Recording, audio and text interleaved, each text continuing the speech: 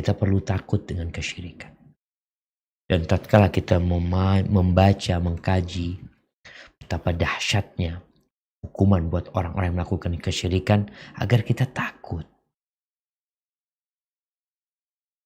Dan kita belajar. Sekali lagi, gak ada jaminan engkau akan terus berada di atas keislaman.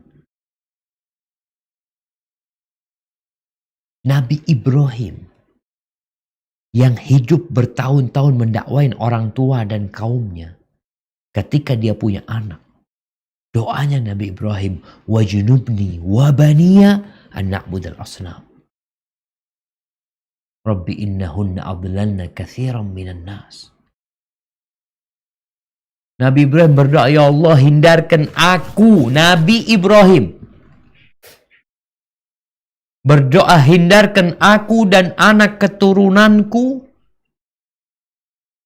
dari menyembah berhala-berhala. Ya Allah, wahai Rabbku, itu berhala-berhala menyesatkan banyak manusia jemaah.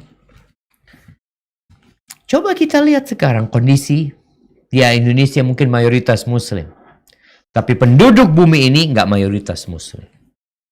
Penduduk bumi ini tidak mayoritas mentauhidkan Allah. Bahkan sebaliknya. Mungkin 2/3 atau 3/4 itu mereka orang-orang musyrik atau orang-orang kafir.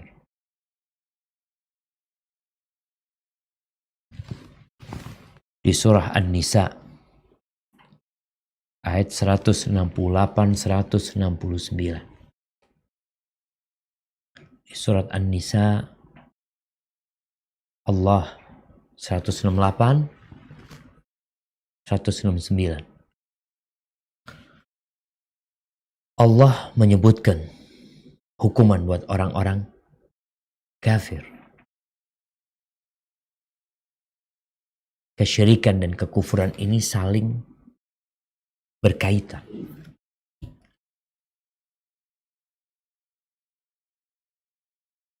Kufur itu di antara maknanya adalah menentang, meniadakan Allah Subhanahu wa taala. Kesyirikan, ya, menduakan Allah, menyatakan adanya yang berkuasa selain Allah Jalla Jalaluhu, meminta kepada selain Allah, beribadah kepada selain Allah. Nih Allah mengatakan di surat An-Nisa, Innal ladzina kafaru wa zalamu lam yakunillahu liyaghfira lahum wa la liyahdiyahum tariqa illa tariqa jahannam khalidina fiha abada wa kana dzalika 'ala Allahi yasira. Sesungguhnya orang-orang yang kafir dan melakukan kezaliman, ingat, syirik kezaliman yang paling besar, Allah tidak akan mengampuni mereka dan tidak pula akan menunjukkan kepada mereka jalan yang lurus kecuali jalan ke neraka Jahannam. Mereka kekal di dalamnya selama-lamanya, dan hal itu sangat mudah bagi Allah. Ya, siksa buat mereka neraka Jahannam. Kalau ingin bayangkan dahsyatnya neraka Jahannam, api dunia ini satu bagian dari 69 bagian api neraka Jahannam. Para sahabat ketika mendengar itu dari Nabi SAW, mereka mengatakan, ya Rasulullah, kalau yang membakar kita itu api dunia, itu sudah cukup menyiksa. Kita dapat melihat bagaimana manusia kalau dibakar, rumah kebakaran, gosong dia jemaah. Bagaimana tersiksanya dia. Ada yang sembuh ya, tapi harus perawatan, dan itu sangat pedih buat dia. Makanya sampai Allah Azza wa Jal menyebutkan orang-orang kafir ini, orang-orang musyrikin,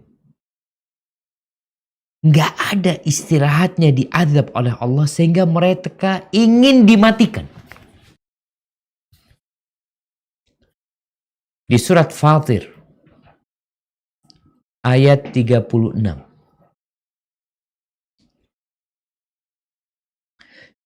Di surat Fatir ayat 36.